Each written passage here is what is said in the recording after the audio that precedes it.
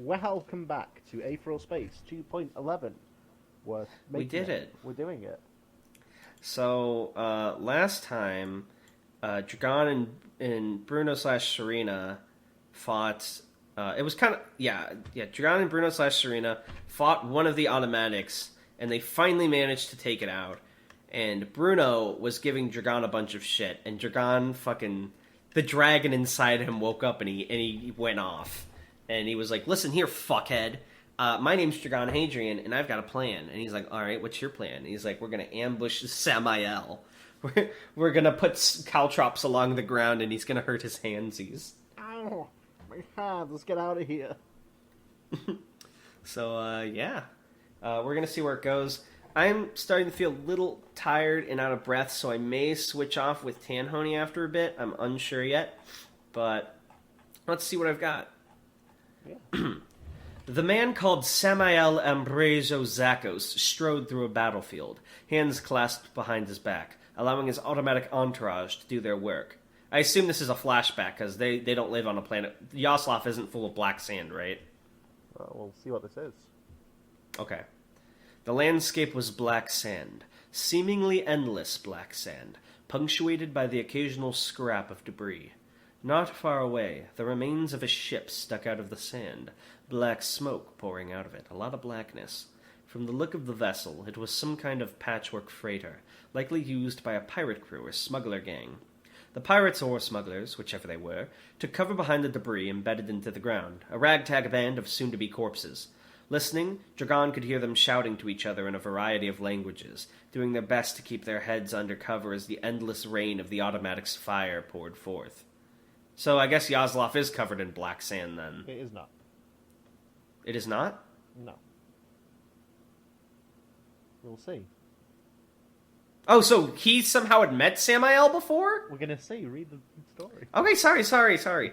Zakos stopped, frowning slightly. He'd clearly expected this fight, whatever it had been, to be over by now.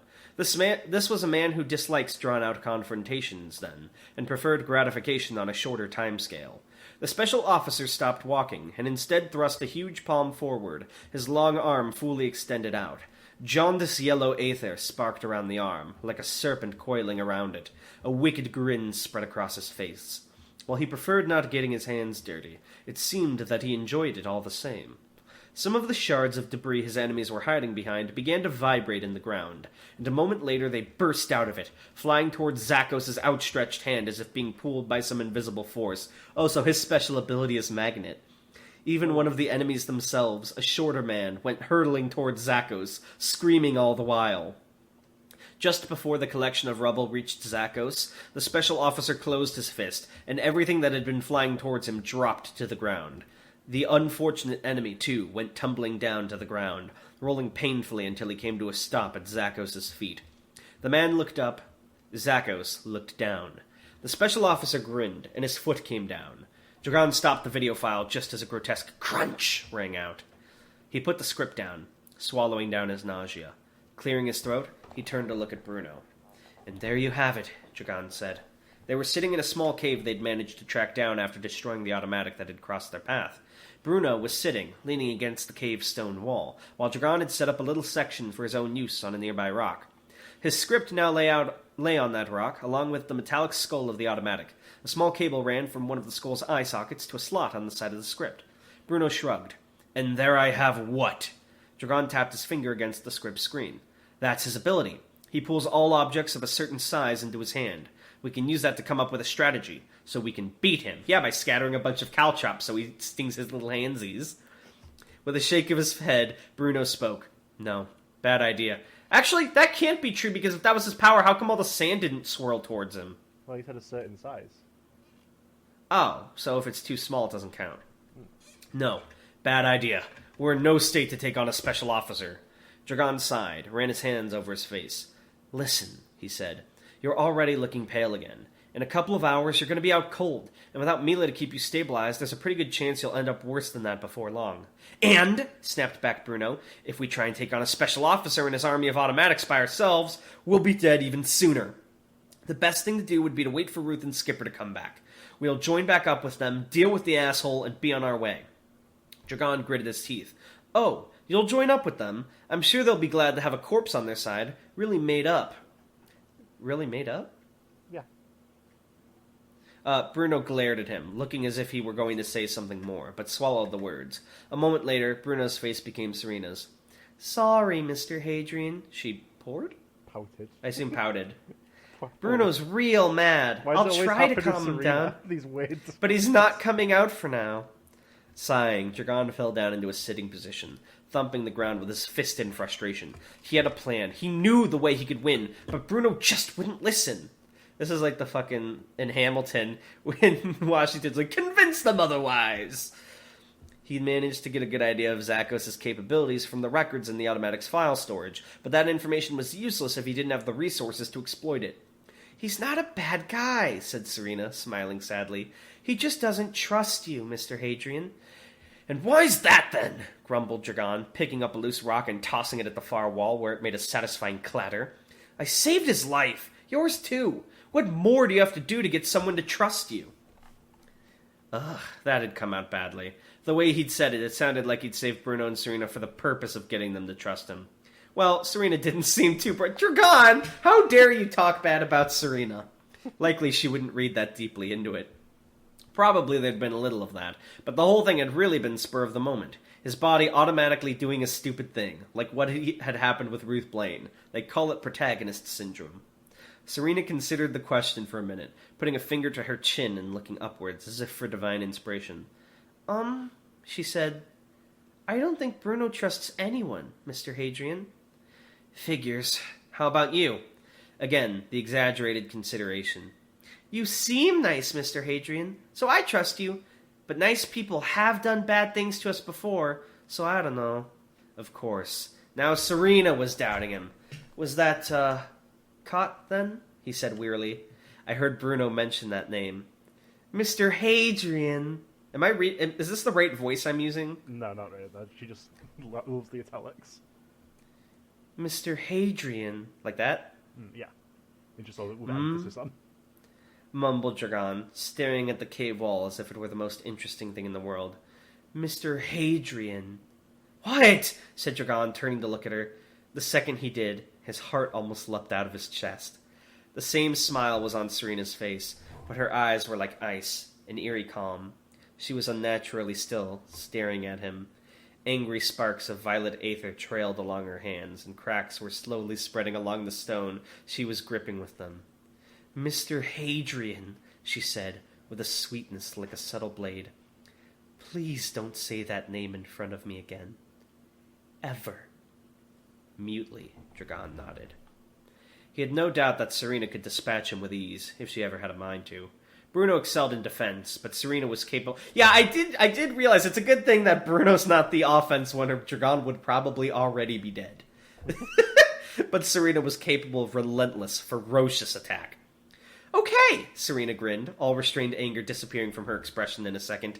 Anyway, like I was saying, I think you're nice, and you seem pretty smart like Mr. Skipper, so I think I'll probably go along with whatever your plan is. Bruno can be mad about it, but he has to do whatever I do since we both have only one body anyways.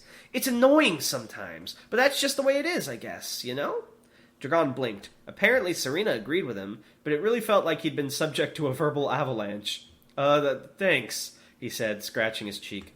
So, said Serena, leaning forward excitedly, what is your plan, Mr. Hadrian?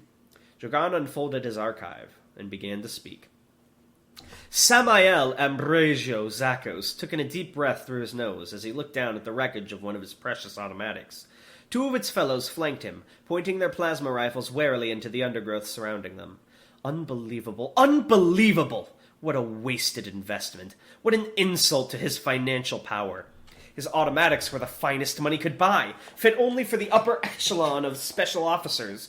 By destroying one of them, Hadrian and Delced were as good as saying that he, Samael Ambrosio Zakos, did not fit into that category. How dare they! How dare they!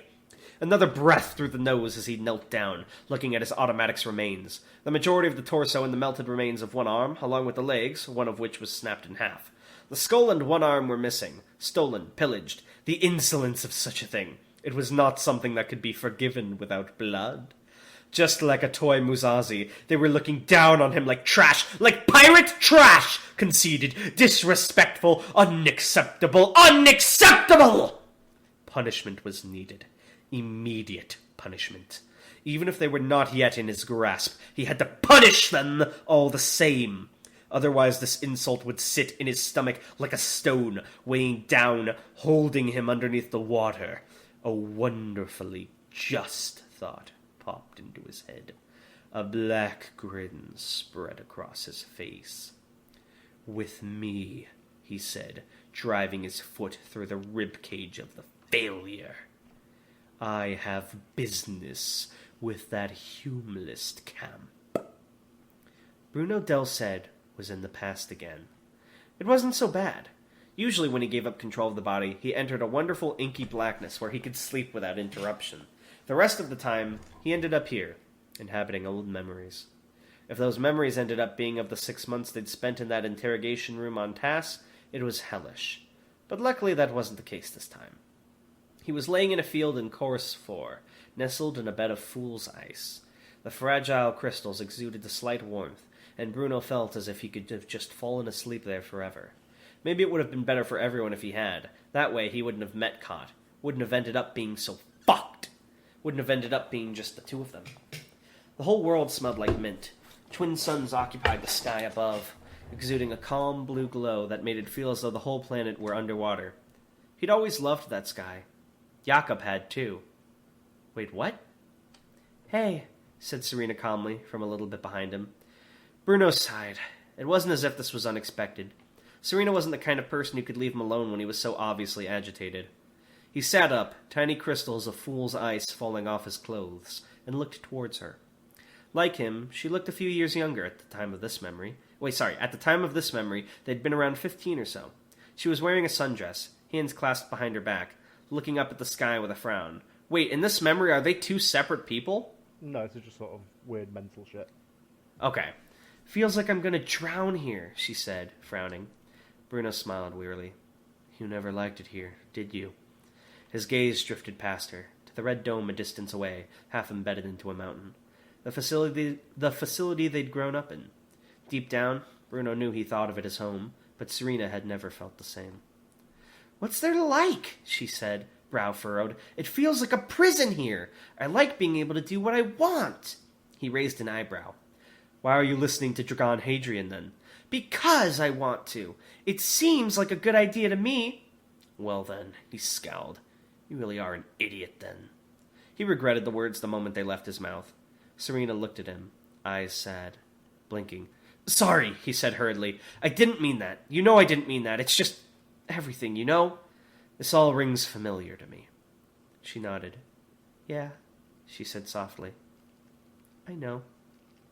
He sighed, looking up at the sky like the twin suns there were a pair of eyes he could look into for truthfulness. There was a right answer here, a correct way to do things, but he desperately didn't want to do it. Was there another way, though? "Okay," he said, just as softly.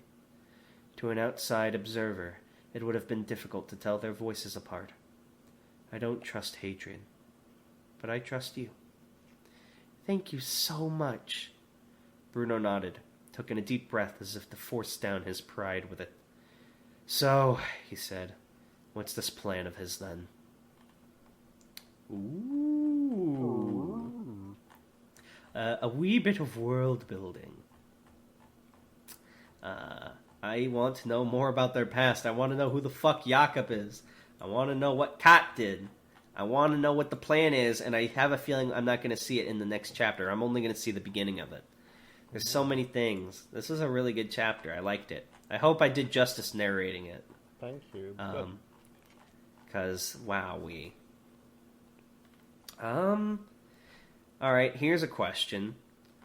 So we've learned about fool's ice, a substance that I assume looks like ice but is warm to the touch and is like a crystal rather than frozen water. What is a fun fictional material you would invent in your sci-fi world? Write it in the comments below. This might be a little more abstract and difficult than usual, but it's hard to keep thinking of questions. No worries. Alright, any comments or thoughts before we go, Tan? That's it for me. Bye. Alright.